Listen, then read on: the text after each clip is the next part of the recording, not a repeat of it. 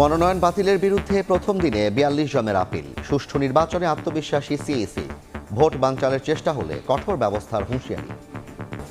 নির্বাচন ৭১ বিরোধীদের ঠেকাতে তারেক রহমানের ভূমিকা চান বামপন্থীরা। সবাইকে নিয়ে দেশ গড়ার লক্ষ্য বিএনপির। নিরপেক্ষ প্রশাসন চায় জামায়াত এনসিপি। গুম ও আলামত নষ্টে শীর্ষে র্যাব, পিছিয়ে নেই পুলিশও। ৪০টি ডিটেনশন সেন্টারের সন্ধান, এখনও হদিস নেই ২৫১ জনের। নিখোঁজদের ৬৮ ভাগই বিএনপি নেতাকর্মী।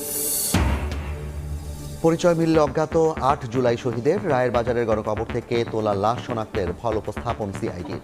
বাকিদেরও পরিচয় নিশ্চিতের আশ্বাস। সম্মিলিত ইসলামী ব্যাংক থেকে দুদিনে ১০৭ কোটি টাকা তুললেন গ্রাহকরা। জমা ৪৪ কোটি। আস্থা ফিরেছে বললেন গভর্নর। ব্যাংক ধ্বংসকারীদের বিরুদ্ধে ব্যবস্থার হুঁশিয়ারি। এবং মাদক মামলায় নিউ ইয়র্কের ম্যানহাটন আদালতে তোলা হলো মাদুরোকে। মাদক নিয়ন্ত্রণে ব্যর্থ হলে মেক্সিকো, কলম্বিয়া, কিউবাতেও হস্তক্ষেপের হুঁশিয়ারি ট্রাম্পের।